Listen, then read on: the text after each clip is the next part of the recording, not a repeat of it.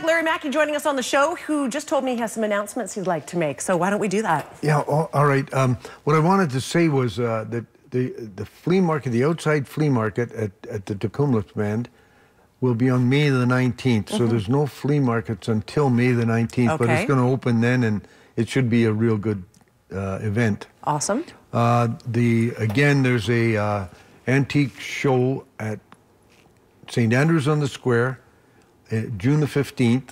They'll have an appraiser there that you can pay to look at an item. The money goes to the charity, but for $5 you can get something appraised. Oh, I love that. Yeah, that's awfully nice. And then I think anybody who's out there that is this is strictly for me.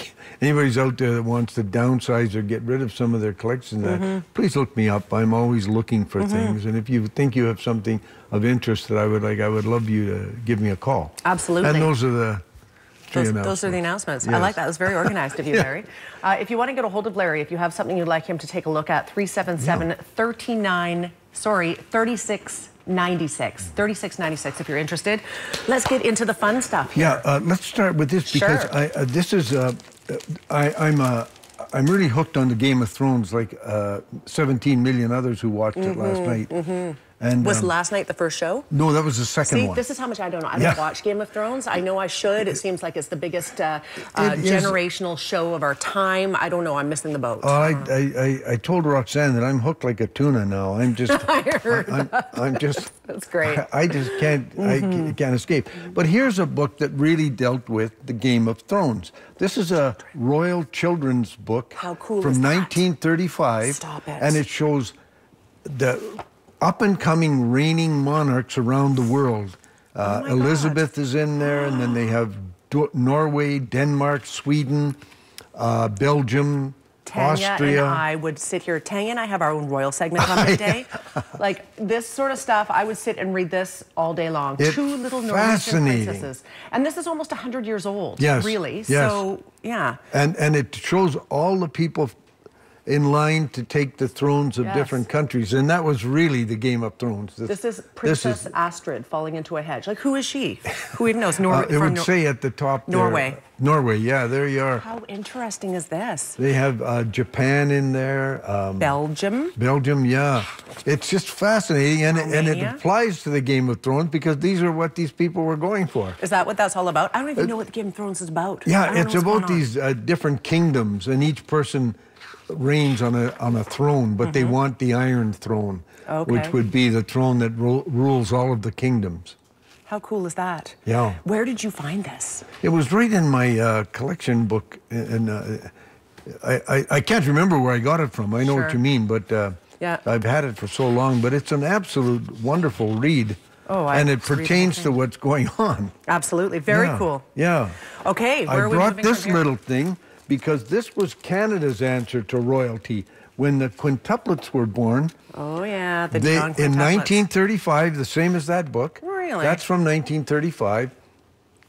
They put out these little books. This was your own baby book, and you could compare it to all of the quints. Wow. They have all of the statistics that the quints had as they were growing, and you could mark your babies beside there and see how you compared. They were that popular at the time. I mean, they were royalty. Are they the ones that we saw water skiing, and they're all water skiing behind the boat? Is that the same quintuplets? No, I don't know that for sure, but I don't think they were that outgoing. They may have been.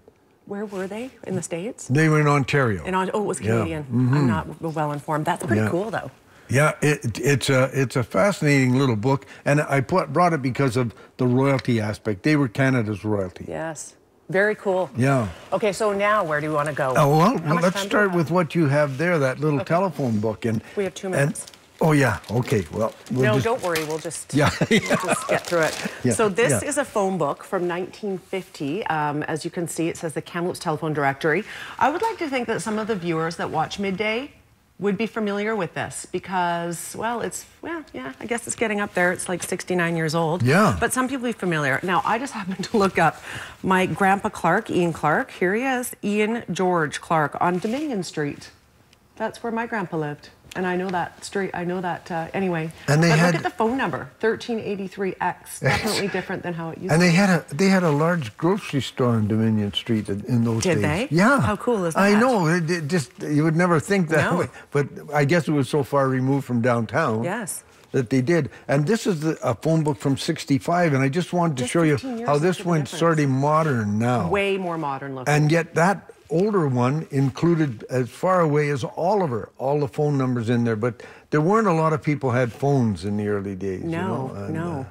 Very cool to see. And then and the ads are fabulous to look at. Oh, the time that you could spend just on that. Yeah, yeah, they're just unbelievable. Yeah. It'd be interesting to see which companies are still around, right? That's the fun part. Oh, yeah. for sure. I like to ask people that have been here for a while, when I see some of the restaurants way down on East Victoria. Yes. They're no longer there. I want to ask them how often they ever went there. Sure. Were they popular? Obviously not popular enough. But Giddens was here then. Oh, yeah. How cool is that? Yeah. I think we have a quick second, maybe. Okay. We have the I brought Sears this catalog. just to show you the absolute enormity of that. You can't tell. 1,800 pages of catalog that they gave out. I can't even imagine if they put that in the mail. How could you get that? I have no idea. The mailman would go crazy. Look at the thickness of this, and this paper is heavier than your average paper. This thing probably weighs about 7 pounds. Yeah.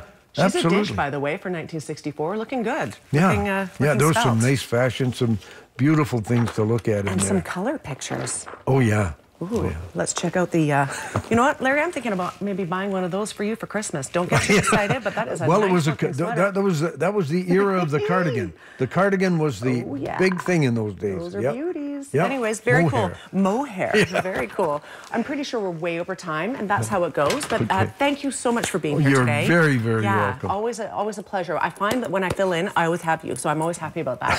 Thank you. 377-3696. That's Larry's number if you have something you'd like him to check out, or if you have any questions for him as well, you can certainly give him a call. Yes. Yes, we're back after a quick break. Stay with us.